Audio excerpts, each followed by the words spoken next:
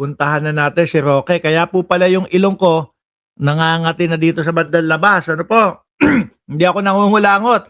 Kasi si Roque na ang ating, si Roque na ho, mga kababayan, ang ating susunod. Ang ganda naman ni ate. Bakit puro naman picture ni ate to? Sandali. Ayun si Roque, oh. Ayan na, mga bossing.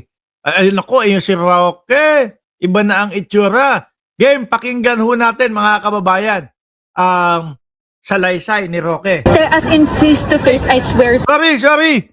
Salaysay ni ate. Tungkol dito kay Roque na malapit na pong mapasubo. to you, Harry Roque. Nandito ko sa kuya. Yun nga, ano? Oh, ulit. As in face-to-face, I swear to you, Harry Roque. Nakita niya, ayun. Oh, binlag niya talaga. Sino ba si ate? Ano, maipalo nga sa TikTok. Si Roque, oh. Ayun, nasa bandang likod, oh.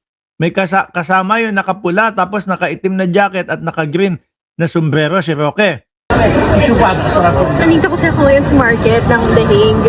Ayun o, bumibili kasi ako ng kidwing. Tapos, Oh, nandun pa din pala si Roque, mga kababayan. Nandoon pa din sa The Hague. Sabi ni Top Gun 23, buhay pa ba si Roque? Ayan po, nakikita ninyo. Buhay na buhay pa po si Harry Roque. No, sabi ni Sir Boogie Arellano, Mark, bakit kapag si humbakla ang topic mo, nangangati ilong mo, hindi ko alam, mga kababayan, kung ano yung, kung bakit, no?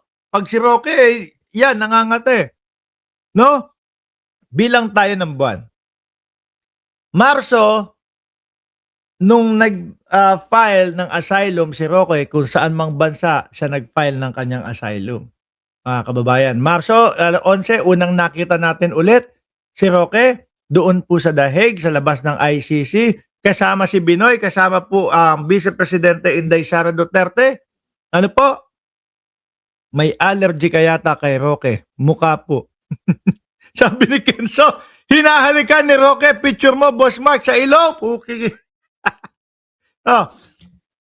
Marso 11, 12 na yata yun, muling nakita natin ang presensya ni Harry Roque, mga kababayan, doon sa The Hague kasama ang Vice Presidente at si Robin Padilla. Yung mga sumunod na mga araw, tiyak ko na doon na po nag-file ng asylum si Roque, mga boss chipamo, sir. So, Marso, isa't kalahating taon, kapag ka nag-file ka ng asylum, bago mo malaman kung ano ang kakahinatnan, kung pagbibigyan ba or deny yung asylum na hinihingi mo.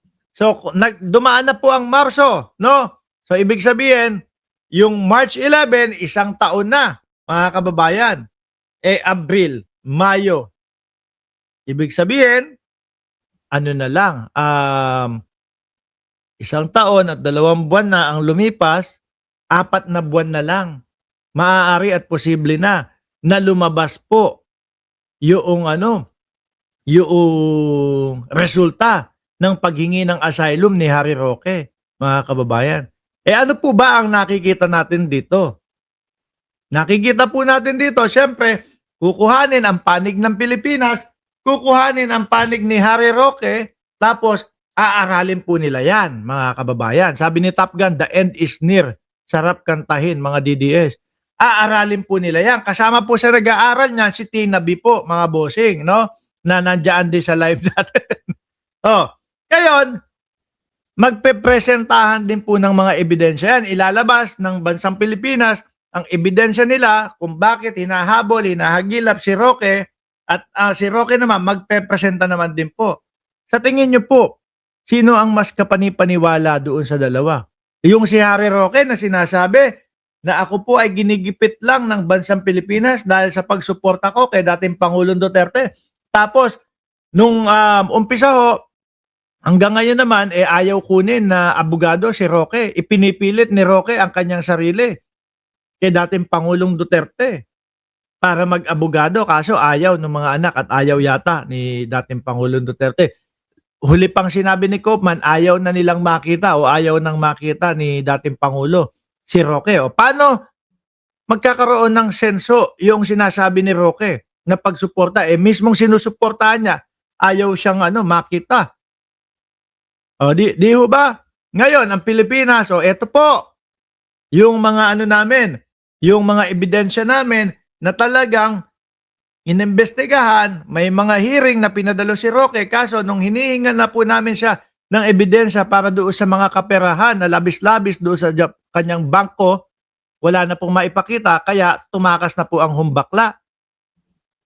Kaya ang nakikita ko po dito, pagdating ng panahon, oras na ang bansang hiningan niya ng asylum ay nagsalita na po, malamang hindi pabor kay Roque.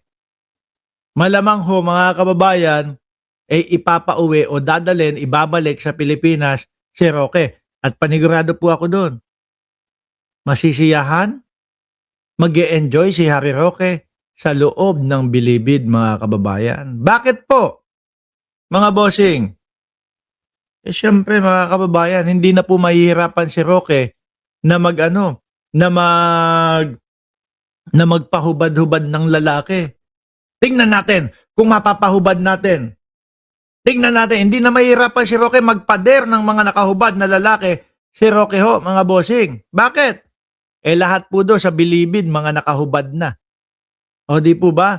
At nandoon na yung talagang may enjoy ni Roque. Alin po? Ang paglilinis ng Casillas. Alam ko kayo may hinihintay ko yung sabihin ko no? Kung hinihintay nyo man yung sabihin ko na maglinis ng tubo, totoo naman Yung mga preso ang pinaglilinis ng mga tubo, Casillas, Cubeta, nung mga palikuran nila doon. Di ba? Siyempre kasama sa palikuran, kasama sa saan